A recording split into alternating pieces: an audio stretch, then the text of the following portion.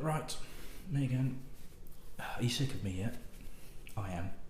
Keep rabbiting on and talking absolute nonsense. Speaking of which, let me know if any of this is boring the tits off you, or it's too long, or I'm rambling too much, or you're finding it interesting, or you want some more information, or you want less information, or you want me just to pour the whiskey, neck it and fuck off. I just want to know whether any of this is any use, whether it's actually interesting you.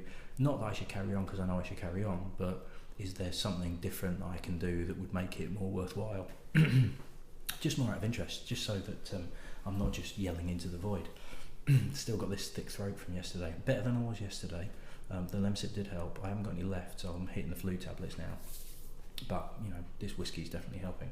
So, number 6 of the Classic Malts, the final one. Now, this is Lagavulin from the Isle of Islay, which is, to whiskey drinkers, probably the best known region in terms of this splits everybody. People that love Islay whiskies rave on and on and on and on about them, and people that hate Islay whiskies hate them like nothing else before.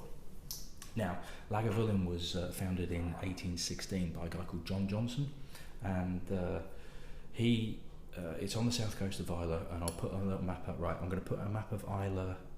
That's to signify to me, put the map of Islay up now.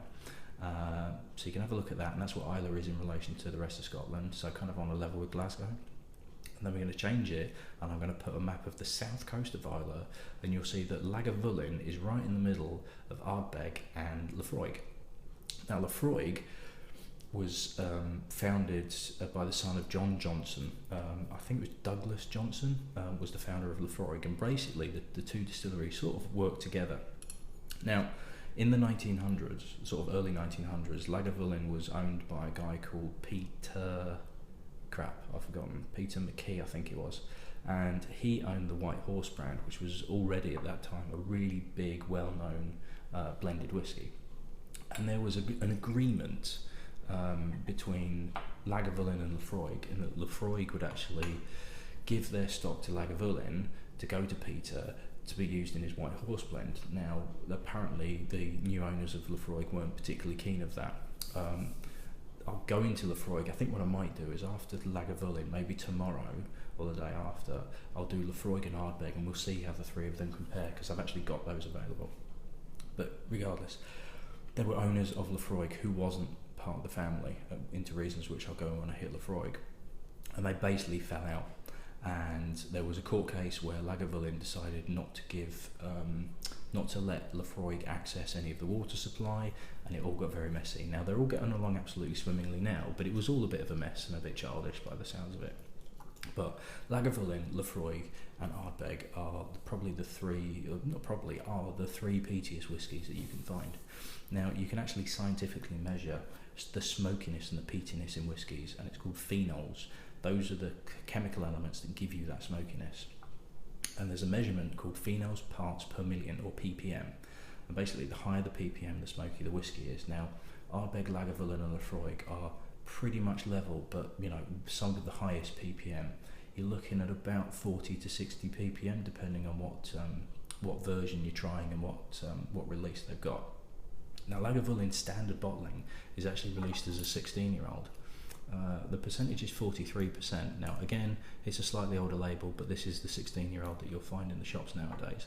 Because of the age, it's slightly more expensive. You tend to find it more at the 40 to 45 quid mark, because it's an older whiskey. It's also got a bit of a premiumisation on it because it's so highly regarded. There's a much darker colour to that than there has been to anything I've had so far. Now, they actually mature these in casks that have previously held bourbon. What you'll find with Scotch whisky is a lot of them are matured in sherry casks and port casks and bourbon casks, because back in the day when there was trade ships going around and all the ports, they used to bring in port and bourbon and sherry, bottle them up, and then the casks were just left there. And a lot of the illicit Scottish whisky distillers found that if you put your spirit into those casks, it would pick up a lot of the flavours and actually make your whisky better. So this is why there's such an influence of casks from other countries and other drinks that are flavouring the whisky that's being matured in casks. I'm going to try and get into this. I'm going to try and do more of a separate video on the making and distilling and maturation of whisky. It's really complicated, so it's going to take me a while to kind of get everything together so that most people can understand it, because it just, even me, it's like, oh, well, I have no idea. So anyway, Lagavulin, ex-bourbon cask, 16-year-old, so there should be really richness in there, but what Isla's really well known for is this really peaty, iodine-y, medicinal smell and flavour.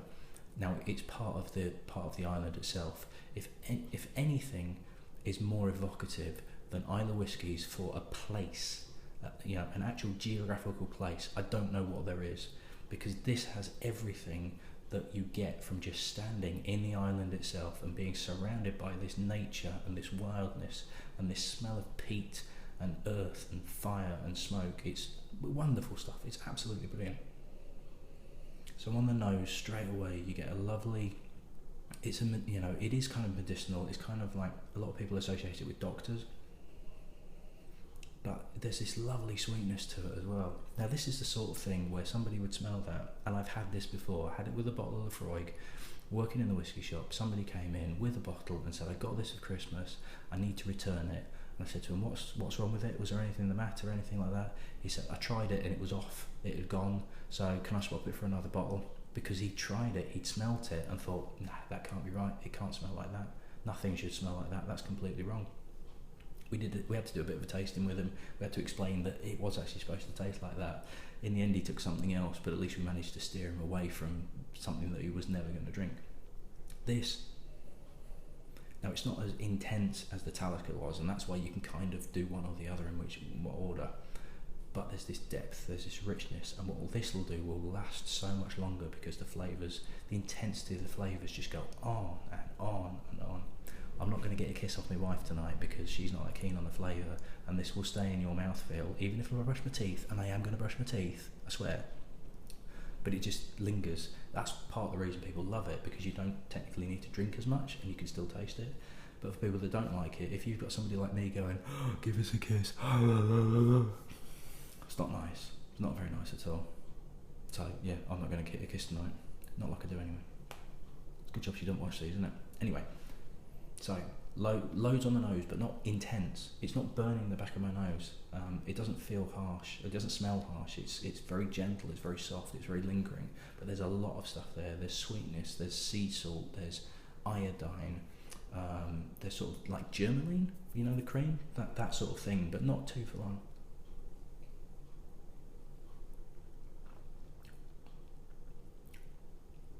Oh, it just explodes in your mouth. There's so much going on. There is sort of a fruitiness there, but then there's this kind of pop of like crunching down on a black pepper and sea salt, and it is very medicinal, but it's not a harsh medicinal feel. It's really difficult to describe. People will do a lot better job than I will about explaining the flavours of these whiskies. I'm just trying to give you some kind of indication of what to expect without going too poncy and kind of like, oh, I think it smells, I've got spring flowers and I have a particular brand of aftershave that only I wear and you can't afford. It's pointless. I'm just trying to give you an indication of what it's like.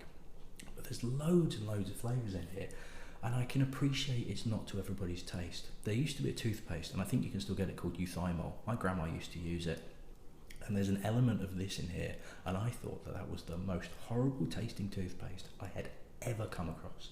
And yet, as part of the whole package of sweetness and pepperiness and sea salt and medicine and caramel and fruit, kind of like dark fruits like dates and all sorts of stuff, it's incredible. I've only taken one sip of this, and yet I can still taste it now because there is so much flavour there. And it's not because it's a strong whiskey, it's just there's so many flavours going on that you just keep tasting different parts around your mouth.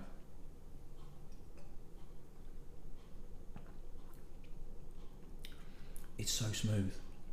There's no burn, there's no alcoholic prickle. It's 43%, so there's slightly higher, but it doesn't crackle as much as the Talisker does, and I think that's down to the aging. Now, they did release a 12-year-old cask strength, and I do remember trying it, and we're adding water and going, yeah, it's still too young. I think any older, and it's probably going to lose a lot of that complexity that's in there. The age on here is pretty much bang on. I wouldn't want it any younger, because I think it's just going to be too intense and everything's going to be fighting together. And I wouldn't want it any older, because all of those balances are just going to disappear, and one thing will come to the fore or another thing will, and it's just not going to be as complex as it is now. It's a brilliant whiskey. It's absolutely phenomenal.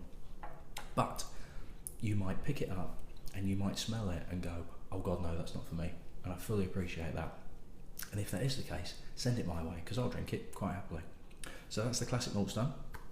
That was a kind of interesting tour of Scotch malt whiskey. I think what I'm going to do is, now that I've finished on the Lagavulin, I do have a Lafroig and a 10-year-old that I can have.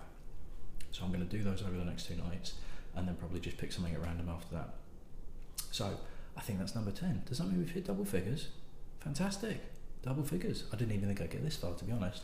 Only another 356 to go. Crap. Never mind. Right. I'll see you at the next one.